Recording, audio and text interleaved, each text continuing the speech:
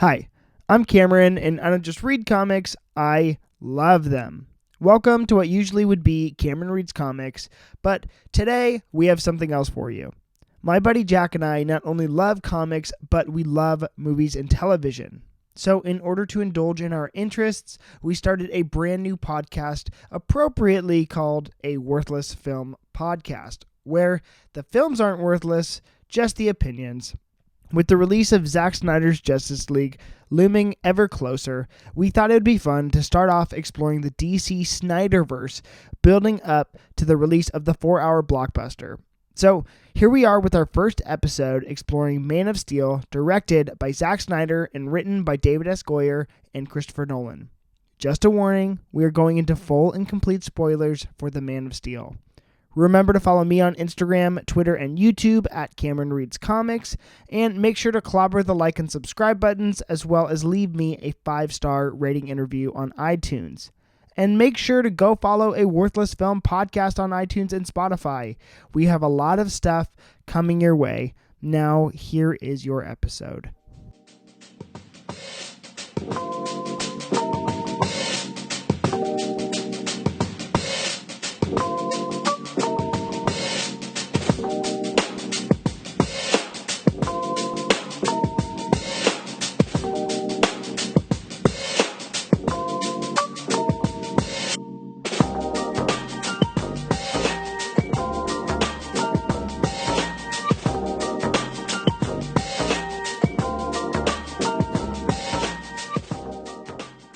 All right, guys, welcome to the very first episode. What's up, everybody?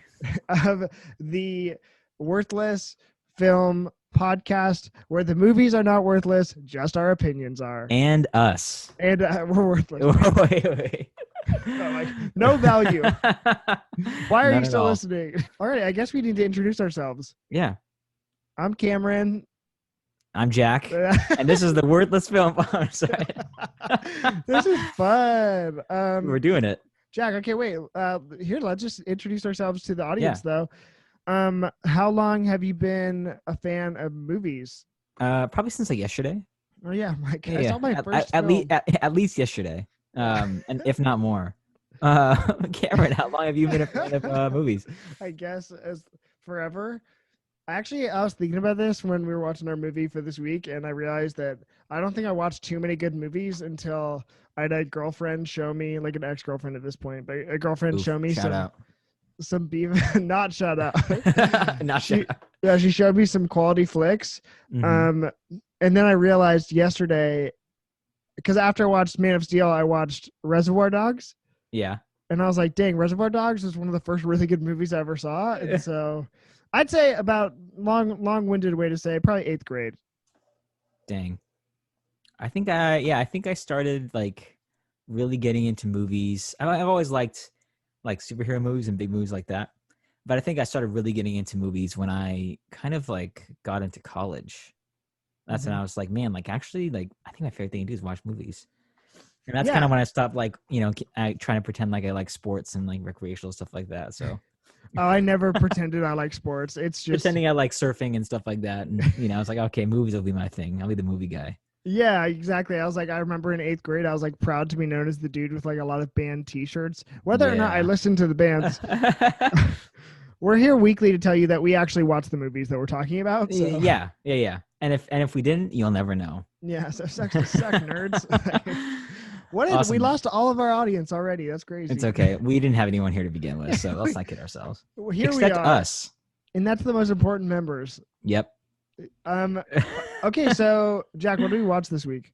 Okay, so Cameron, we watched because there's some little thing that's coming out called Justice League: The Snyder Cut, and so with that coming out, we both love comics. We love superhero movies. We both love stuff, movies in general. I would say. Yeah, like honestly. we talked about. Even like obviously television as well, because I think that the cinematic direction that television has gone within the last 10 years is unprecedented. Cameron, I think it's safe to say that we like popular things. Yeah, we like things that everybody else likes. We're normal guys, except for sports. Except for sports. I mean, I'm trying to like sports, but baby I'm like steps. basketball is great, but that's about it. Love basketball. I like football. I can actually watch them now, without like being on my phone the whole time. So I'm Oh proud of myself. my man.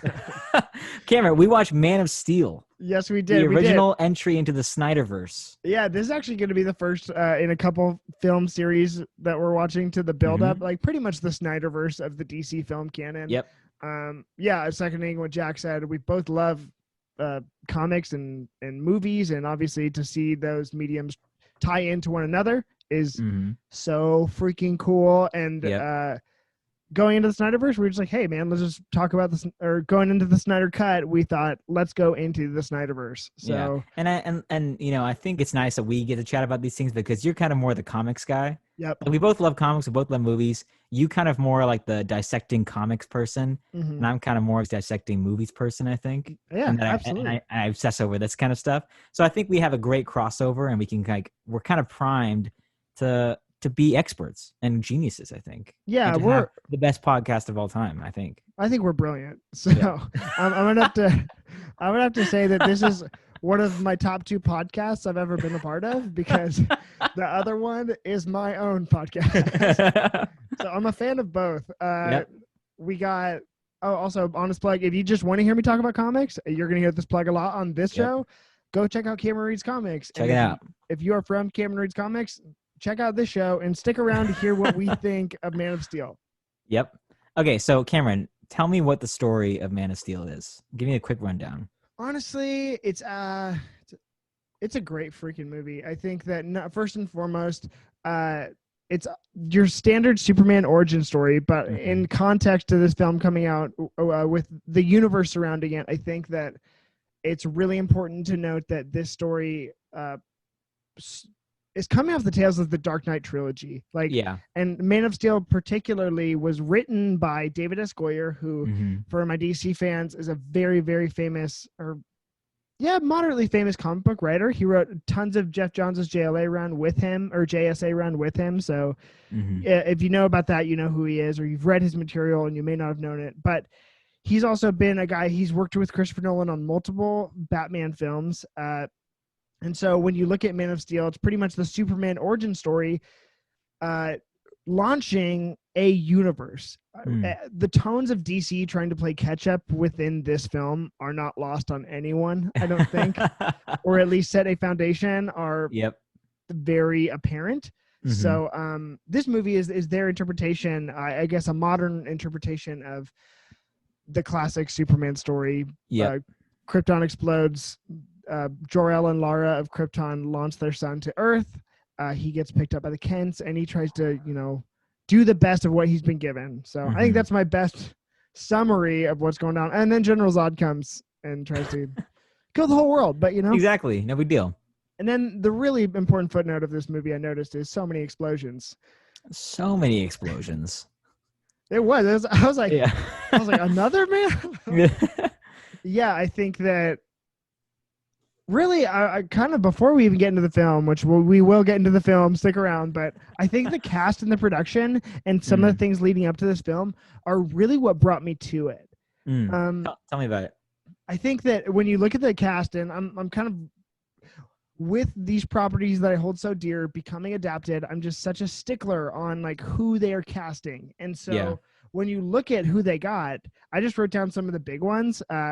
Russell Crowe as Jor-El. I think if you're looking for a modern, I guess, in the 1970s Superman Christopher Reeve film, you had Marlon Brando play Jor-El, and now we're looking at Russell Crowe. I think they honored that like legacy of great actors playing that character, and then it was very great. I just thought that was a great casting choice. I was like, ooh, that's a great choice. Michael Shannon as General Zod, I would argue, is top 2 DC Entertainment Universe villains of all time.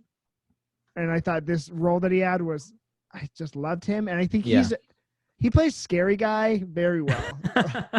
Like on the brink of like maniac, like about to break kind of person. Yeah. Like, if one person on Earth actually had heat vision, I would believe it's Michael Shannon. Then Kevin Costner as Jonathan Kent. I think that literally, let's take the guy from Field of Dreams and put him back on the farm to be a father to this child. And like, the Kents are the most wholesome family in like the DC universe. Yeah. And so, Diane Lane is Martha Kent, also great. I think I've always had a crush on Diane Lane. So if you're Diane, if you're listening to this, just hit me up, girl. Friend of the show. Yeah. A friend of the show and must love dog star Diane Exactly. Lane. You can't forget Must Love Dogs. Then obviously the last two that really stuck out to me were Henry Cavill, Clark Kent Mm. Superman. I think he's the perfect casting. I think Yeah. he nailed it. And then Amy Adams as Lois Lane. I thought this film handled Lois very well. Hmm. And so when I was just looking at that cast, like, and because those are released to us on IMDb when the movie's Yeah. coming out, when you look at that lineup we have, I think that is a perfect lineup. I think we have some Yeah. all-stars, Yeah. some major hitters on the bench for that. And so I really liked I like the cast, and I think it's super important to look at. Yeah, I think I think the biggest standout for me, aside from Henry Cavill, is Michael Shannon. Yes. It's like I feel like I mean, you say he's top two. I think he's number one for me. I think for DCEU villains. The only other was for me Ocean Master in Aquaman. I liked Ocean Master. Yeah, I think Ocean Master is like a top three for me. Probably top two. But I think like Michael Shannon and like Henry Cavill is such like a dominating force as Superman. He's so he's so like I'm looking for the right word. He's so like mesmerizing. He's so like not brooding. He's so daunting as like Yes. a person looking at him. And it's like, so I feel like you need somebody who can also match that energy, but also kind of like bounce off it with like a chaotic kind of energy, because Henry Cavill's like so resolute in his performance as Superman. And I think Michael Shannon just captures that energy so well, and that he's kind of manic. He's scary. Like I really feel like he could kill Henry Cavill Superman if they are in a fight. Yeah. And like any great villain, he's kind of right. Like I think, it's like the bureaucrats of Krypton have destroyed the planet and they're ignoring that it's about to explode. And he's doing what he thinks is best to try to save it. And he's a villain because he's going about it in the wrong way. And he's a racist who wants to like only preserve like certain bloodlines. Dang, Michael Shannon, that did not age well. Not age well. But yeah, but it's like he thinks he's doing the right thing. It's like every villain thinks they're the hero of their own story kind of thing. Yeah. So I know exactly what he's doing, and I know exactly why he's doing it, and I believe it in this movie. Yeah. So that like paired with his energy on screen, like I feel like it's just the recipe for an amazing villain. Yeah, I totally agree. I think that's one thing that I really loved within this film is the setup for Michael Shannon. Mm-hmm. And like, if you don't know why a villain is doing what they're doing, then they're not a great villain. And that's why, I don't know, unfortunately, when I look at the rest of the lineup of the DCEU or like even extended SnyderVerse films, I'm like, I just don't have not had a clear grip on understanding what the villain's motivations are. Yeah. But General Zod, okay, so I think an important detail to hit on is that Clark was the first Kryptonian, like pure birth, like pretty much. Yeah. Was nobody doing it on Krypton? I don't think so. They're like that's why maybe that's why they're all so angry and having issues. Yeah, that's why they're the Codex. Yeah, they're all. General Zod is very pent up, and that's all I'm gonna say. That's all. I mean, we could see. I could tell. He's wound tight. But with he's the first pure birth, and so but because before that, like Jor-El's whole thing was we wanted a child to be able to grow up and decide what they could be, not assign to them what they are at birth. And I really, really, really liked that idea that that's the driving force for Zod is he's like, I have been born to grow the planet of Krypton. Like that is my life's sole purpose, to protect this and like push it like across the universes. Yeah. And so I'm going to die doing what I was made for. And I was like, ooh, that makes so much sense. And like, Clark's obviously doing what he was born for. And that's in clear opposition to that. So it was really good. Like, I just thought that dynamic was really wonderful. Yeah. It's like, and they kind of, they kind of touch on that at the end when it's like Zod, his last hope for Krypton to be saved or be revived is gone when Clark destroys the ship. And he's like, my sole purpose, like what I was born to do was defend Krypton, and you took that from me. So like you've taken away my only life purpose. Now I'm just gonna destroy everything because I have nothing left. So it's like at that point, like that payoff to me, I was like, okay, I see the pain and I see the anger. Like I'm buying this, or I'm rolling with this, that he wants to destroy Clark and everything he cares about or fought for to defend. And it's like, I thought it was really compelling for me. I liked it. Yeah, and Yeah. that's why I like him as a villain. And then the performance he gives, I just Yeah. think Michael Shannon as an actor is amazing. And Yeah. so He's got the crazy eyes. he does it. For everyone who listens to my other podcast or just knows me, Revolutionary Road, like Michael Mhm. Shannon in that movie, I'm just like, you want to talk about crazy eyes? Anyways, that's for a different episode. Yeah. But All right. So let's get into it, though. yeah. All right. What do you think about Krypton? I thought the world building in Krypton was amazing. I actually, if again, I may have said this to you or I may have said this to my earlier, but anyways, this story's representation of Krypton I thought was so amazing. It was so otherworldly, and it was a combination of a lot of Superman origin stories. The three that stuck out the most to me were Superman Man of Steel by John Byrne, the original 6-issue miniseries, where they kind of first is the first reboot of Superman. And so if you look at their costumes, they are their outfits, I guess their wardrobe on Krypton, it is so reminiscent of the John Byrne stuff. And I thought that was so neat. And then when you actually went to the world, it didn't look like, sometimes they build sets that look like, just a different country or a different, like, you can tell this was filmed in some sort of other country. It's like Krypton was only Krypton. And I just thought they leaned into that so much, and that I had not seen anything like that, anything like that anywhere else. And so I really loved it. And I loved all the costumes and everything. And I also appreciate the amount of time they spent on Krypton. Yeah. What did you we got think? like the first 20 minutes on Krypton or something like that. Or like we spent a lot of time there. I liked it. It's this like wacky, ridiculous, horrible world. Like everything seems so harsh there, and it seems like the worst place ever to live. But I liked it a lot. I feel like they spent enough time making me think about Krypton and making me kind of like get in that world. Because I feel like if we were there for 2 minutes and then it just explodes, I'm like, okay, who cares? But with this, I think I liked that backstory and all the time we spent there, especially with Jor-El. Like I feel like starting off the movie with Jor-El, super strong way to start off the movie. Loved it. Yeah, especially him at like Russell Crowe as Jor-El is like, oh, come on, yeah, choice, exceptional. He's so good. But I feel like it took a lot of, I don't know. It felt like kind of a gutsy move to spend that much of the beginning of the movie with not Superman and with a character a lot of audience probably won't know. Yeah. And kind of just taking the time to flesh out the crisis of Krypton and set up the entire like story arc with Zod.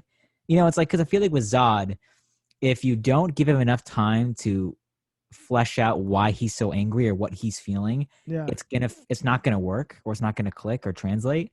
So I feel like spending that time in Krypton gave the Zod storyline like enough meat or enough substance to kind of make sense and drive throughout the rest of the narrative. So like I liked everything we were doing in Krypton. I don't understand what you would do on Krypton if you're not like a warrior or like some politician. Like, and it's like it doesn't seem like it's a place you can really live. But that's not a problem. It's just like I would say whatever.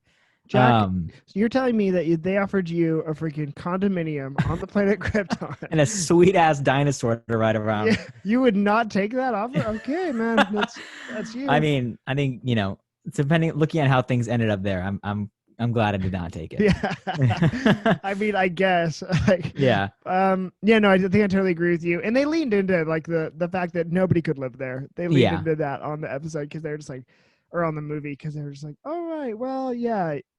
Like, this is not sustainable, and that's why we need to send our child away. Before we move on to like Metropolis and Earth, how'd you feel about the death of Jor-El before the trial and explosion like of Krypton? Yeah, I don't really understand why they couldn't leave, other than that our time is up. It's like, is it really though? Like, you just put Zod in a ship that could easily fly away, and he's like the criminal. But I liked everything. I liked his wacky mech suit, and I want to see Superman in that. Yes, and that he's like weirdly great at kung fu, even though he's a scientist. Heck yeah, he's just secretly doing kung fu on the weekends. Oh my gosh, I like that. Yeah, but I had so much fun with everything. Like it set the tone for the movie, and like all like everything with Jor-El, I was on board for. Like I was definitely having fun with that. Kind of a dick move that he put himself in the USB stick for Clark to meet someday and not his mom. Yeah, they're Like like, no Laura. Laura, smell you later, dude. Yeah. Did you think that she might want to be on there as well to meet her son? It's like, probably not. But let's see here. Look at my notes here. Whenever I see a baby, I can't help but say, look at it in the eyes and say, our hopes and dreams travel with you. Oh my gosh, I wrote that down. I just thought, oh my gosh, perfect. Like Jor-El, he's a controversial character. Like I think within the comics, is just like I don't know if he is supposed to be so likable. Like I don't think he's quite, because the Krypton is supposed to be like the pinnacle of science, and like, and they kind of leaned into that. They're like, they are the pinnacle of evolution. Thus, they don't quite have the same morality. They're about survival, and I don't think Jor-El is quite like the most likable dude. I don't think he needs to be the most likable dude. That's Clark's job because he was raised on Earth. But I just thought that I think they walked the line with Jor-El very like nicely. Yeah. I guess I don't. Yeah, it's like I don't necessarily agree with everything, every way he handled every situation, kind of thing. But I understand everything he did. It's like, I liked it a lot. And I like the conflict between him and Zod. Like I like having them as friends, and having them kind of like two sides of the same coin, like the right way to do something and kind of like the wrong way to do something, and that kind of initial conflict there. Because it just made it much more satisfying, and it made it much more personal when Zod and Clark are later fighting in the film, and later having those kind of interactions. Also, like fast forwarding, like that moment between like AI Jor-El and Zod in the ship. Sorry, that's my computer. That AI Jor-El and the ship when he's getting ready to terraform Earth, like for Krypton. That was a great moment. And like seeing that energy between them, even though it's not really Jor-El, it's just kind of like a version of Jor-El. Yeah. That was really strong, and it kind of like gave me that just like the extra Zod moment I needed to kind of like get me through the rest of the film. Yeah, I think so too. I think it was very beautiful, and I think very well done to make Zod a villain to Clark, but also Jor-El. It's a father and son. I mean, very, I guess, almost Shakespearean. The man who slayed my father, like I shall slay too. Like it was good, and so I just think I like. Again, they gave Zod his time, and through the moments we had with Jor-El, which was great. I think the biggest shine with all of that, I think, though, too, is Chris Nolan. I think that's where we see him kind of coming in and giving humanity to our antagonists. Yeah, we see that flavor, and I think that's kind of what, unfortunately, for the other movies, we lost. Yeah. And they tried so hard to get him to direct this, and he just would not do it. I don't think he's the right guy either. I need someone way more hopeful. I mean, arguably Zack Snyder's not really the right guy either, but different conversation. For everyone who likes Zack Snyder, go enjoy Zack Snyder. I mean, we're also allowed to like not be huge fans, but that's it. Yeah, but even saying though, it's like I don't agree with every choice Zack Snyder makes in this film or any of the films he's made, and it's not really what I would envision or what I would choose. But I do like that it's a different universe. It's like it's so much different than the Christopher Reeve Superman movies, and it's such a completely opposite take. Not maybe opposite, but so far removed from that. And I get that, like they're not just trying to do like a rehash, they're trying to like distance themselves from just like repeating something. And there's problems I have with that, but I like it though, and it's like, and he does, like, for better or for worse, he leans into his choices hard. Like, he's very consistent with what he does with Superman, and it's like, and we also we saw a modern take on the Christopher Reeve Superman movie, and it was Superman Returns with Brandon Routh. Yeah, and it's garbage. It's such a boring movie. Yeah, exactly. And like for this one, like I think it worked, and I think it, for the most part, like this movie hit. Like it's a success. I'd say it's more success than failure for me. Exactly. Yeah. And so and I think that Zack Snyder, we saw the tones of everyone on the team who like kind of created this universe. I saw the David S. Goyer stuff. I saw obviously the Christopher Nolan stuff, and I saw the Zack Snyder stuff. And so that overall it was a success, and like we got the movie I wanted. I wanted a Superman origin, and I got that. So yeah, I'm very excited about that kind of stuff, and I kind of want to make that more known than like me not being a quite a huge Snyder fan. Yeah. Okay, well then I guess going into Metropolis, how did you feel about the narrative tying into like the style of the movie of Clark as a man, and then to the cutscene flashbacks of the boy? How did you feel about that like dynamic? Yeah, I think that some of those flashbacks could have been in a different order. Like we get the adult flashbacks of him, or like those scenes, and then like we get like the kid flashbacks, and it's like I think of specific. I love the flashbacks of him like saving people in the oil rig and all that stuff, and kind of him just like moving about, working at a bar and stuff like that. It's like, but we're kind of seeing lessons in those flashbacks that we later see him learn in his kid flashbacks. It's like the decision to save people, even if it means like kind of exposing himself, to the world around him. Like, and those are things he does at the beginning of the film in those flashbacks. And then we see him like learning those lessons, being taught those lessons as a kid.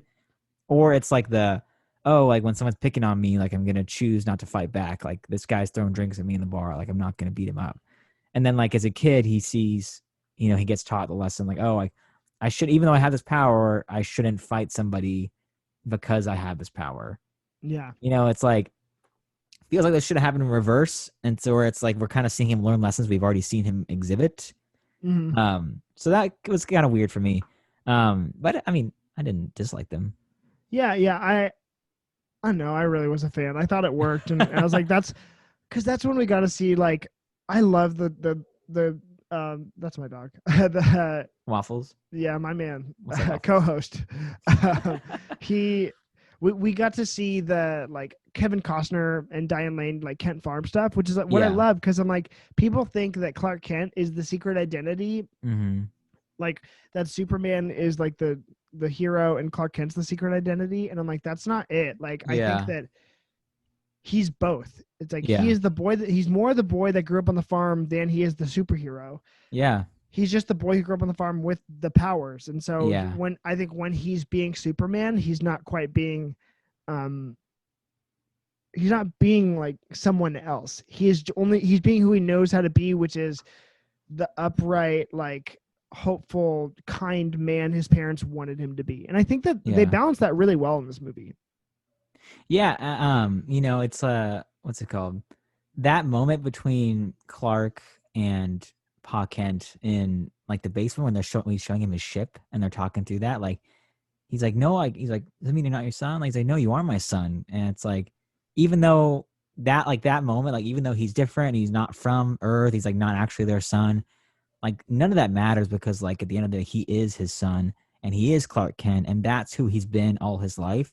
That other stuff is stuff that he'll get to discover later on, but it's like first and foremost, he's Clark. It's his son. He's a part of this world and this family, and it's like, and that's the fundamental nature of his identity. Yes. And that was just a great moment. I was like, that hit me a little bit, and I was like, this is great. For my comic fans, that is directly taken from Superman Secret Origin by Jeff Johns, Gary Frank. It's a Dynamite Superman origin. Make sure to go check it out. Heck yeah. I just need to make that plug. Okay, how did you feel about the I guess surrounding characters of like on Clark's journey? Like, how do we feel about Lois? How do we feel about Perry White and what they had going on? Did you like that? Yeah, I love Lois Lane in this movie. I feel like she's the best Lois Lane. Definitely better than the Superman Returns Lois Lane. And I can't, what's her name? The original Lois Lane? Margot Kidder. That's right. R.I.P. Right? R.I.P. R.I.P. I feel like she captures that energy really well, and that she kind of has that same dynamic. Or not same, but like kind of captures the energy of that dynamic that they had in the original Superman movie. But I think expounds on it in a very interesting way. Like we're actually seeing her be an active character, like seeing her do reporting, and we're seeing her kind of discover things in this world and figure out who Superman is, which is super cool. I was like, when I first saw it, I didn't like it. Like I didn't like that she discovered who he was so soon, because I love the whole. Because on the other end of it, I think that Superman 75, or Superman 78, I think original, the scene, I don't know if you recall, but the scene where Clark is like in the room after Lois went flying with Superman, and he's in her Mhm. apartment and he takes off his glasses and he like puts his shoulders back and he's like, Yeah. we lost all that, which is my favorite superhero movie scene of all time. Yeah.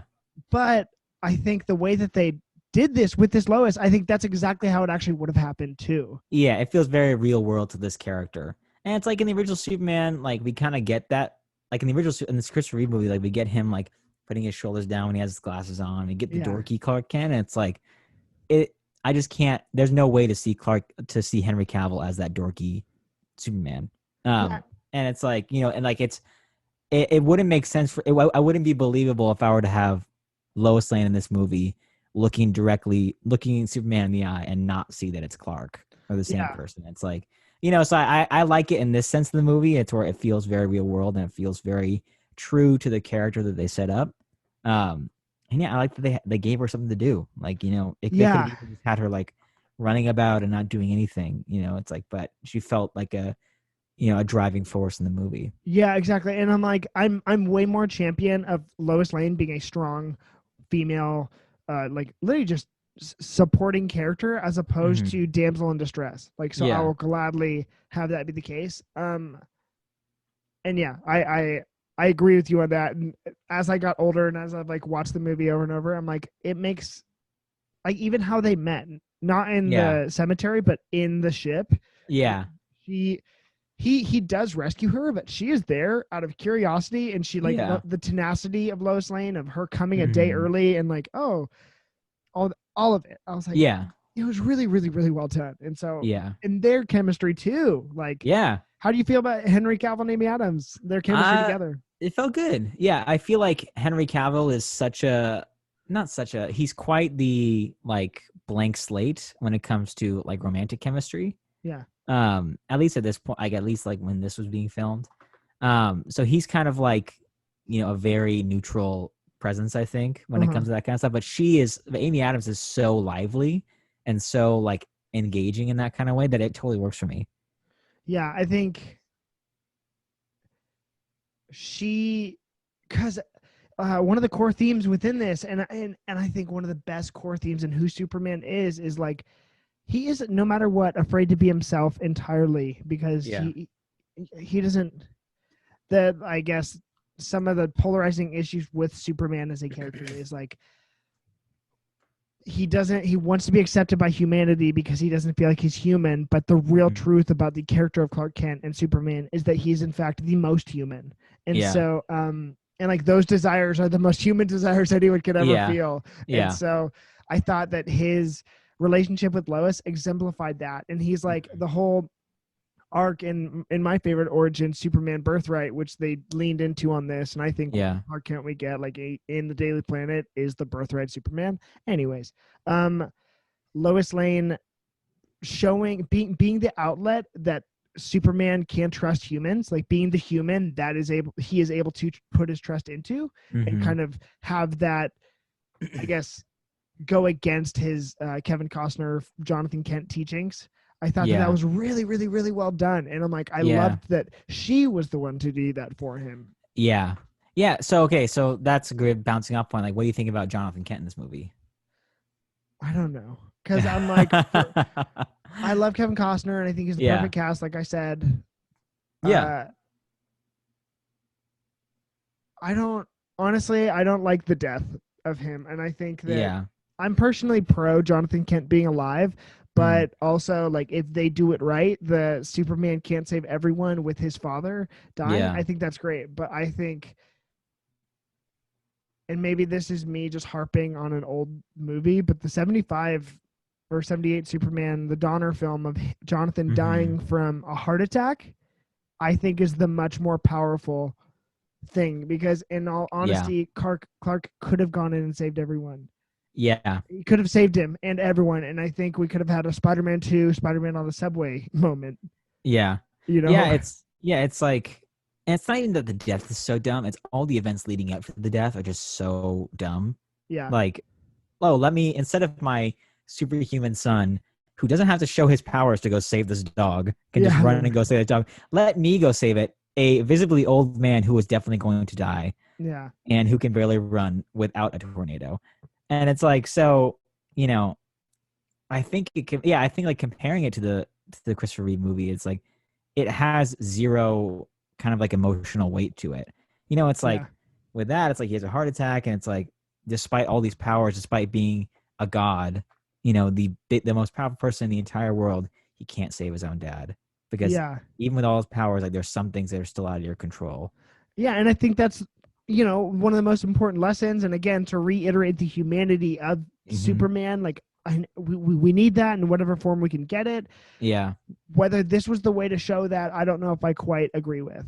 Yeah. Yeah. And even like, and you know, I don't want to compare everything to, you know, the Christopher Reeve, like the first Christopher Reeve Yeah, movie. But it's like I feel like this is a good place to compare them, and it's like yeah, because I feel like that movie did Jonathan Kent so well. yeah, You yeah, know, and it's like, and it had him like the lessons that he teaches Clark in this movie are like such bad lessons that I feel like he has to unlearn throughout the film. yeah. And it's like, you know, in that movie, he's like kind of like his cheerleader, almost like I think of like in the Incredibles when Dash in the end is like running the race, Hmm. like you know, Yeah, Incredibles. yeah. Oh, second. Yeah, Yeah, yeah. Go for second. It's like that kind of like, you know, be you and like try hard and like use like your like be who you are and who you're made to be, yeah, and like, you know, but do it in a way to where, you know, it's responsible and you're like kind of like, you know, being honorable in the same kind of vein. It's like so, but like also but like championing him as like who he is meant to be, who he is supposed to be in this world,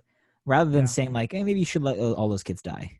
yeah, You know, like, yeah, don't tell people who you are. Like just keep your head down. Like, you know, maybe someday, but the world is gonna hate you. yeah. His dad was trying to discipline him for doing the only right thing that he had the power to do with the school bus Yeah, thing. And I'm like, yeah, no. I'm like, well, can we not just let that one slide? Like, yeah. And it's like I feel like so many of the problems, and this is like kind of going beyond this movie. I feel like so much of the problem with Superman, like in the world he's in, and like all these struggles and all this guilt and all this like moody stuff he goes to, especially in the next movie. I yeah, feel like that all stems from like the lessons Jonathan Kent taught him. yeah, And and like the world isn't ready for you, the world's gonna hate you, like, you know, the world doesn't need this person, and it's like all this stuff, and it's like, no, maybe he should have taught him like to be a beacon of hope like Jor-El was trying to do, yeah, and like lean into that, and it probably would have gone a lot better for him. yeah, and like, cause and I guess going back to what I was saying about Jor-El, like I think Jonathan is supposed to be the one who's like different from Jor-El in the Hmm. teaching, like Jor-El, I don't know if he's quite supposed to be likable. Yeah, and Yeah, because I'm like he's all logic and he's like I just did to save my child, whatever. Like maybe it was out of love, maybe it wasn't. It was just a yeah, reasonable thing to do. Jonathan Kent is supposed to be I'm always proud of my son. He is my boy. Like let's go play catch in the yard kind of dad. And I yeah, wasn't seeing any of that in this movie. yeah, And so yeah, Jonathan Kent wasn't my favorite character, but yeah. but in Yeah, Kevin Costner's principle, great, like all that yeah, stuff. It's just like the execution of stuff I just didn't like. Yeah. yeah, and I think in it's unrealistic in every single franchise and especially a reboot like this where we're just trying to build a world. I think it's unrealistic to put all your eggs in every character's basket. Yeah. Uh, and so I think this is just one that's like, okay, it didn't quite hold up to what I'd hoped for. Yeah. And it doesn't ruin the movie for me. Yeah, exactly. It's Yeah. like again, this movie is a hit. The movie Yeah. slaps. I'd say Uh, it's mostly a hit. yeah. Okay, we're running out of time, but let's go into Clark and Zod. How did we Yeah. feel about that fight? Okay, well, I want to talk about before we talk about this fight, I want to talk about what I think is the best fight in this movie, and that's the Yes. Smallville fight. Oh my gosh. Okay. Yeah, I That is a think the little Smallville town in fight, Illinois. a I looked it up. little town in Illinois, even though it's supposed to be in Kansas. I think the Smallville fight is the best fight scene in the movie. Hmm. Because it actually, I feel like it's the first time, like that moment is the first time we actually feel like we're getting some real physicality of what these Yeah. beings are actually like. Rather than just like people flying in different directions and like rubber men like throwing around, it's like I actually feel like these characters and like the Kryptonians versus Superman are like real people, Yeah. like actually taking real hits and like Yes. interacting with a very real world. And I think part of that is like them being in a very small, like claustrophobic environment. And like seeing them destroy like a 7-Eleven and an IHOP and all this kind of stuff. Pete Russ at the IHOP was the best with the best. Love it. But yeah, I think like that fight was really great. And it's like the military is like an active participant in it, not just like they're not just like there. Like we're actually seeing the Kryptonians actually get hurt and like, they're not invincible. And like we're seeing Superman actively save people in a fight, which I feel like is the most Superman thing that he should be doing.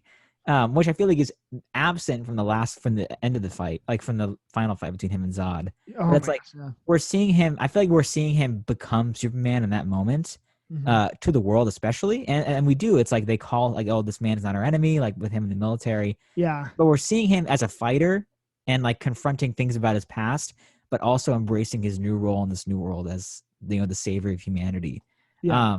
So I feel like all those things together, like seeing him save people, becoming who he is, and just the fighting itself between him and the Kryptonians, it's like a perfect fight scene for me. I thought it was excellent. Yeah, I totally agree. Yeah, with that fight, I think that one of the most key details within it is the stakes. They finally, I think, with these movies and with major franchises, because of the longing to do extensive action sequences, we lose the stakes and the reason why they're fighting. Yeah, And I think that this one showed the like best version of having stakes. Yeah, because it's like as soon as you see Clark, like the first time he comes out, because they were at Martha's house and they grab her by the neck and then he just comes flying in. I'm like, that was so perfect and beautiful. And he's like, you think you can threaten my mother? And it's like, oh, then it goes full Superman. yeah, exactly. That's exactly what I needed for that moment. And I think that's one of the things that makes this fight like, okay, yes, they need to fight right now, because you don't go up to Martha, especially post Jonathan. Come on. Yeah. Exactly. It's his last family member. Yeah. So I think that kind of like bouncing off of that, I feel like that the things I loved about that were kind of missing for me in the final fight. I think so too. Yeah. And it's like, especially because, oh my gosh. So we have the huge like action sequence with him like turning off the world engine and like, stopping the terraforming and like saving people and like bringing down the other ship with Zod in it. It feels like the movie is over. And like that, because that was such a big action scene, and we see him like, hanging out with Lois and chatting about that stuff, making out. And then and then we see that moment between him and Zod. And I like that moment. Yeah. Like that was my purpose, and like I have nothing now. But like after that humongous like action sequence, like a good like 15 minutes of straight action, and then like that moment to breathe, it was kind of jarring to be thrust back into like, okay, now we're having the big fight. It's like, well, I felt like we just had the big fight. Yeah, exactly. And like that was the one thing is with this movie, one of my bigger critiques would be the length of it, the sheer length. It was like 2.5 hours, and I was like, very long. I love this movie. I think it's great, but man, there's some stuff that could have been taken, like the whole him going to Zod's moon or like space station thing. Yeah. I was like, I didn't really need that. Like him being in the custody of the government. I kind of like. Actually, I think my favorite moment of that is him in the handcuffs. Yeah. I was like, whatever makes them comfortable, and I think that is so Superman. Like that is the way he operates. Like he doesn't wear a mask because it makes us comfortable. He like all those things. And so I just really wanted to touch on that because and he's like, you don't need the tranquilizers, and they're like, what would you do? And he's like, okay, let's put our cards on the table. And he's like with the handcuffs, and I was like, dang, you just started it. It's like that slight bit of arrogance, but also like trying to be endearing at the same time. Because like, that's who he is. It's like he knows his power, and he doesn't want to he never wants to use his abilities as like leverage, because that's not honorable. You know? And that's who he is again, farm boy from Kansas who just wants to do the best. He wants to help people, and like that message being too good to be true is very much his forte, So he understands that. Okay, how did you feel going? I only had like 4 questions I brought into this, and they were actually all really about the deaths in this movie. So the death of Zod is one of the most controversial moves in this film. Yes. How did you feel about it? Okay, so going into that, like I feel like the fight scene is very long, That was really and long. it's And it, kind of they like destroy the city and killing thousands of people. like millions died. Yeah, They said yeah. only 5,000. I was like, Yeah, no like no way. way. Yeah, it's like one Two person in each building. skyscrapers. Yeah. Uh, One person in each. That's true though. I Oh know. my gosh. And then it's like, it's kind of just a bunch of rubber men like Sorry. flying around and running into stuff.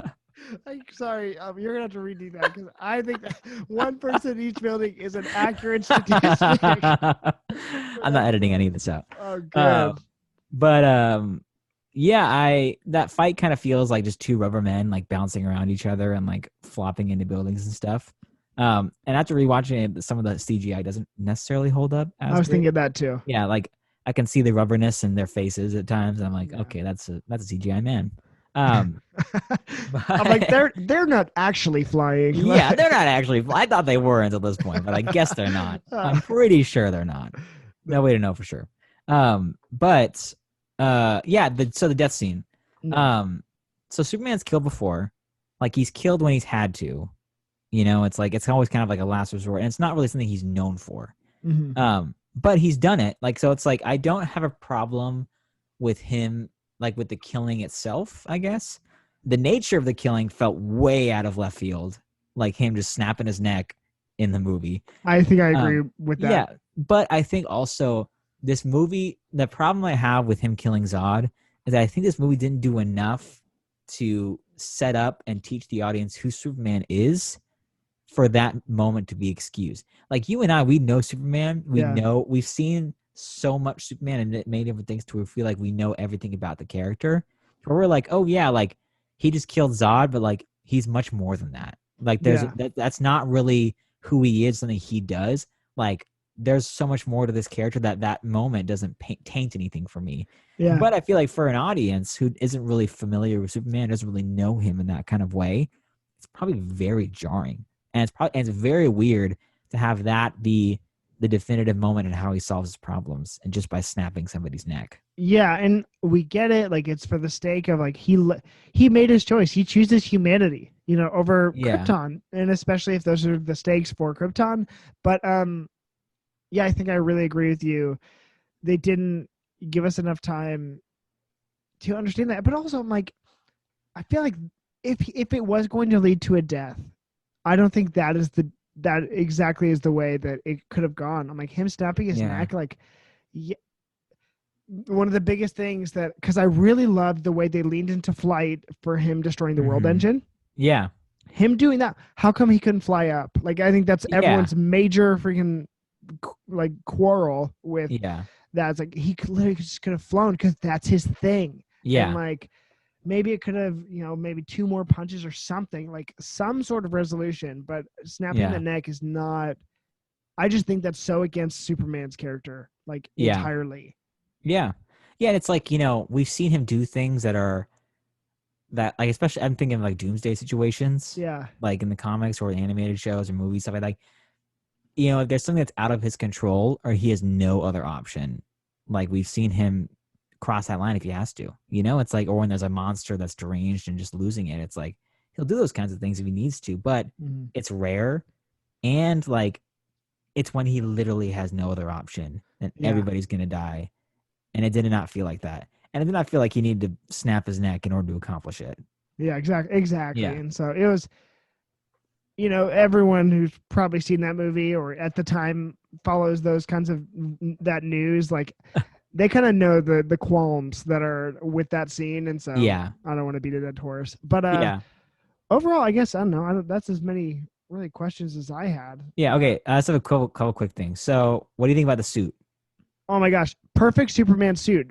I'm usually for a shorter cape length. Loved it though. A cape was my favorite part. Oh yeah. That like humongous cape just flapping in the wind, all majestic. I'm like, yes. I love the boots too. Like how they kind of wrap around his feet. Yeah. Also, most important thing, I think, the texture of the suit. Texture is so good. It is so good. It makes it like some suit that could be like pretty plain. That made it like leveled it up so much. It was so cool. Yeah. Yeah. And then I love it. the S, obviously, the big logo being closer Hmm. to like the neckline of it, I Yeah. thought was such a good choice. Like Yeah. where you position that S and how you make it look makes or breaks that costume entirely, and I Yeah. think that made it. Yeah. Yeah. I generally like the suit. I wish it would pop a little bit more on screen.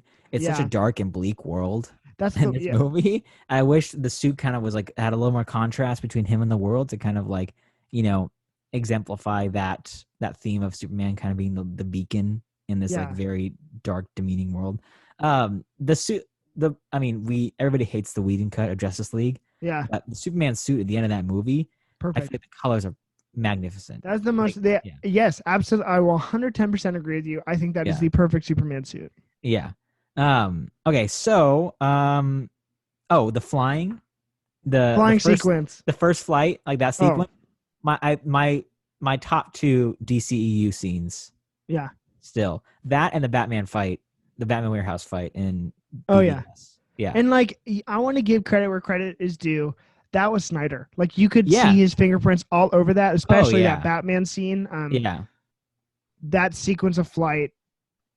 My one critique that's really not even for this movie, but later on, I was like, it doesn't all have to be sonic booms, but like that one, that him learning that, and even not even being able to fly quite at first, like Yeah. the believability of him like doing all the jumping and then can't maintain the flight and then crashes into the mountain. That Yeah. was really sick, and I was like, okay, but then you see the fist and like the kinetic energy in the rocks move. Uh-huh. I was like, oh, it's over, dude. Like It's so, over. Yeah, so it good. genuinely feels like somebody moving through air and like Yeah, engaging in the physical world. Like and seeing him like have practical like reasons for using his arms and his fists while he's flying as a kind of like steering. Like yeah. he'll like put his arms in front to go and like kind of pull one back like on each side to kind Oh, of you're steer right. and like stabilize himself. Like that really makes sense. And it kind of adds like this extra dimension of like physics to making it feel very real. Yeah, especially Um, to the comics, like where it's like we just see him mhm. doing whatever with his head, but Yeah, and it especially works. like comparing to, I mean, we talked about this in the other podcast, but comparing to like the Wonder Woman flying we saw in Wonder Woman Oh, 84, yeah. that just feels like somebody on strings, like floating around like a green screen. It's like it's such a difference, and we Yeah, see like that incredible craft to make that happen. yeah. Easily to this day the best flight sequence that Oh yeah, we've had. So yeah, let's not overlook that because it was so good. And so yeah, yeah, no, I totally agree. yeah. I don't know anything else. I guess I have one more question, but it's always going to be I think my question at the end of every pod. Okay, let me see. Yeah, yeah. Okay, what do you rate the movie out of 10? That is my last Oh, question. okay, awesome. Okay, Great, great. hit me with it then. Movie out of 10, solid. And there's sentiment attached to this answer, but I don't care. So, because it's my rating. These are obviously not, the how we feel the and movie is and overall. and there's no use in actually giving a number rating for any kind of movie Yeah, because but obviously these are subjective. So, yeah, my rating 7.25 for this movie sweet, is a little long, but yeah, Michael Shannon Zod, Henry Cavill's flight sequence of Superman, it hit, yeah, and especially and the last sequence going into the Daily Planet was perfect. yes, Was yes, absolutely perfect, perfect, perfect. yeah. The most perfect anything ever. Oh, we So, didn't talk about the music. yeah, The we can best, talk the about the best, music. the best. I just want to say the best music in any Superman movie ever. I think. Yes, I think that the score was, Yeah. especially like, I don't usually notice the music in Hmm. film, and I know it's so important. I know like the score is everything. Yeah. This one, I noticed the music, and Yeah. we can obviously attribute that to Hans Zimmer, Hans Zimmer, the master. the goat. Yeah. Second to probably only John Williams, but Yeah. uh, yeah, Hans Zimmer's amazing. What, Yeah. Jack? What is your Okay. rating for this out of 10? I'd say a 6.9 out of 10. Oh wow, so we're close. Yeah. Yeah. We're Nice. mutual on this one. That's great. Yeah. Maybe a 6.5. I just wanted to say 69. So. I didn't even get it. um, My man. nice. No, I think like it's definitely more good than bad for me. There's things I have like, there's things like that are choices that I would not have made that I'm just not a fan that Zack Snyder did. Yeah.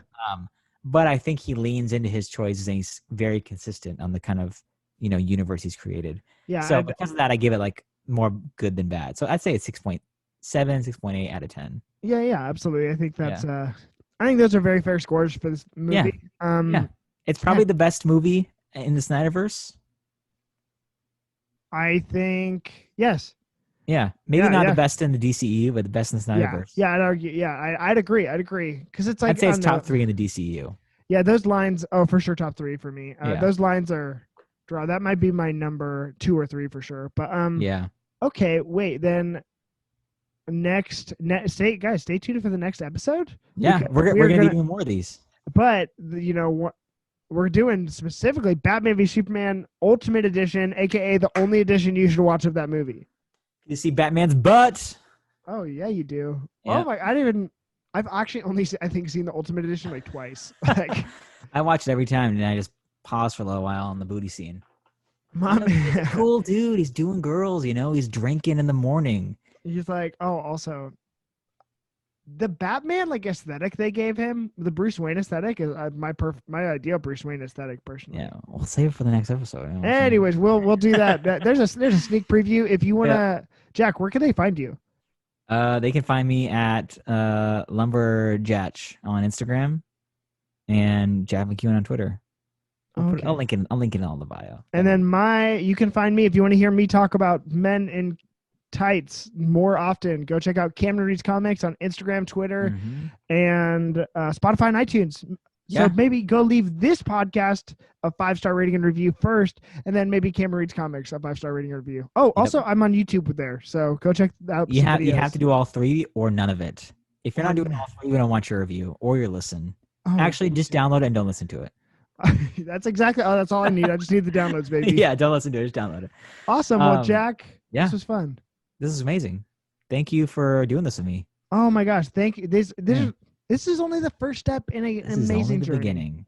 Love you, mean and dreams travel with you. Okay. Is that going to be our sign off? Yes, it is. Oh my gosh. Alrighty. See you later. Farewell.